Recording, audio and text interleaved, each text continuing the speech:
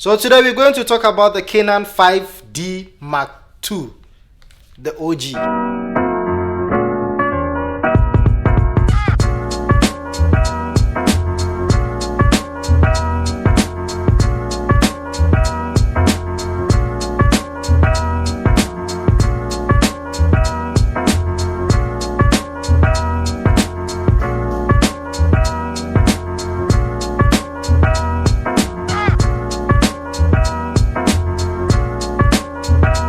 Getting straight into it, this is a camera that was released in 2008, and I mean, when this camera released, it was beast of no nation.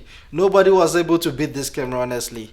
I mean, everybody was just crowning this camera the king, the beast, whatever you may call it. So getting straight into the specification, it does 21 megapixel, and also it shoots full HD 1080p from 24 frames up to 30 frames.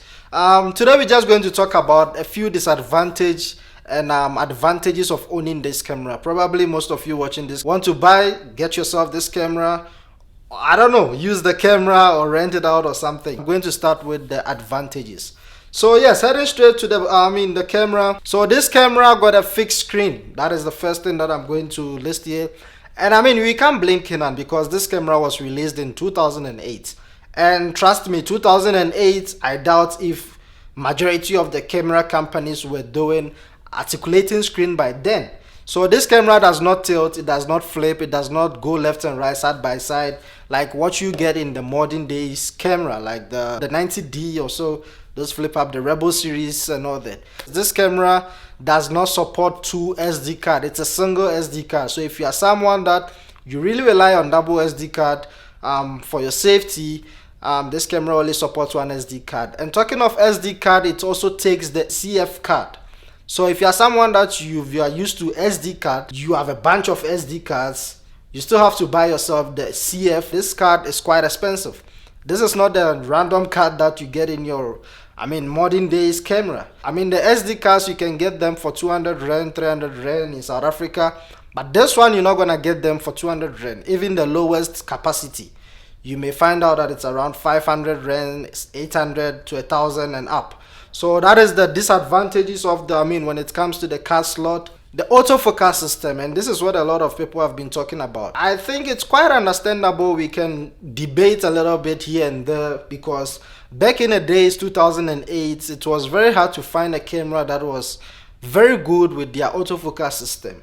2008, honestly, I'm pretty sure you guys cannot even name one camera in 2008 that had the best autofocus system. Up until a year later, they released, I think, the GH1, and that was doing the job. That happens to be the disadvantages or the downside of this camera, the video capabilities. Alright, so this camera does 1080p, which is full HD, from 24 up to until 30 frames. So if you are someone that you are in the market looking for something or a camera that can do a slow-mo, that can give you higher frame rate, then I think the 5D Mark II is not for you, because this does not support any slow-mo here. The max you can actually go is 30 frames. That will be the disadvantages of this camera. There are quite a few. So talking of the advantages, this camera supports the CF card, which I listed in the disadvantages. The CF card, I would say, is way better than the SD card, simply because the CF card is much faster than the SDs. So if you put an SD card here and put a CF card here, you will find out that the CF is actually faster in terms of capturing. So it will process more data and it will capture faster compared to the SD card. Hence it's expensive. The next advantage, which you have to be the inputs. So 2008, you hardly find a camera that does support HDMI. I'm not sure, but in 2008, having an HDMI slot with a professional microphone, jack output and input, I don't know how they made this camera, but if you guys can check here, there are tons of ports here, and these ports are not the regular ones that you get from your mid-range DSLRs. These are the ports that you normally find in high-end production. These are the things that production companies normally use.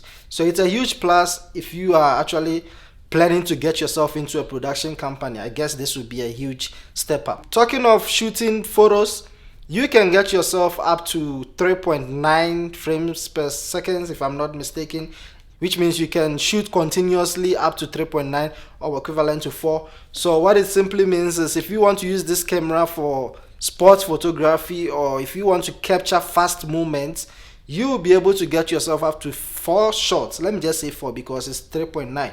So let's say you see a bird and then you want to capture the bird. You just pop up your camera, hit on it. Whilst the bird is going, you will just be getting the perfect shot of the bird. I mean, trust me, when this camera was released in 2008, a lot of people were praising this camera because it was actually the first camera that happens to have video and the photo capabilities in one. So I think it's really served its purpose. As long as you know what you're doing with the camera, and as long as you know what you want from a camera, this OG can still do the job perfectly.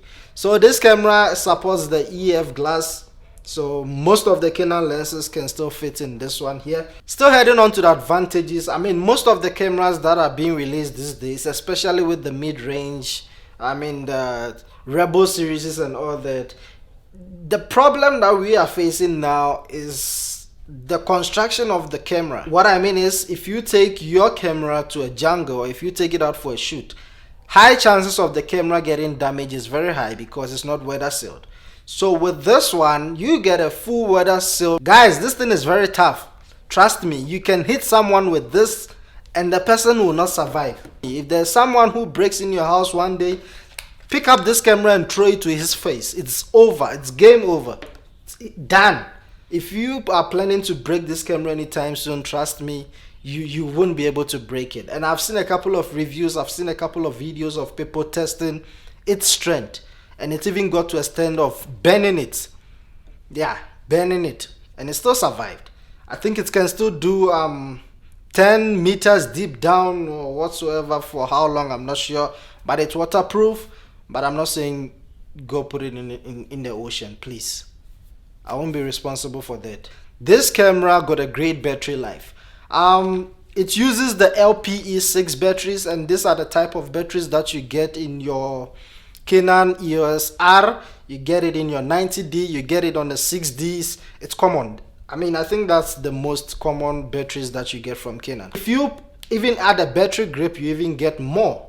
So it's for its battery, I mean, life, it does the job perfectly. I have no complaints about that. This camera shoots full frame. You see why I call it OG? You get the pro features, you get the pro body, you get the pro everything. Just bear in mind the disadvantages of this camera. So if you are someone that you are expecting something high like what you get in your modern days camera, then I'll really suggest you look elsewhere, because like I said, the autofocus in this camera, it really sucks. Let me just put it that way. It's not the best autofocus system that you get. So I think the best way to go around with this camera is to use the manual option, which means you'll be operating it with your hands. And that is what a professional photographer does. Professional photographers do not use autofocus, I'm telling you. And I think that will have to complete my final thoughts on this camera.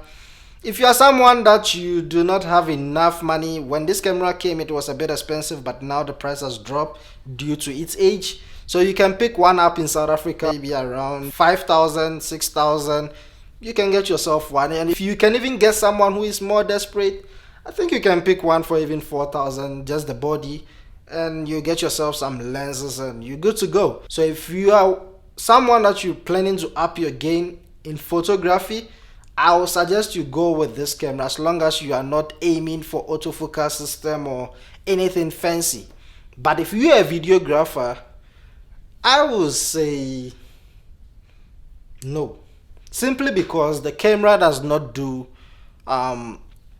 60 frames, 120 frames, I mean high frame rates. So in terms of videography, I really suggest you look elsewhere, maybe another camera, even if it has to be the entry-level cameras. I think it will do the job well. So if you're a photographer and you don't have much money, I really suggest you pick this up. It's really going to help you to up your game, and you'll come here and thank me. Yeah, just don't thank me. Thank me with subscribing to the channel. It really helps a lot.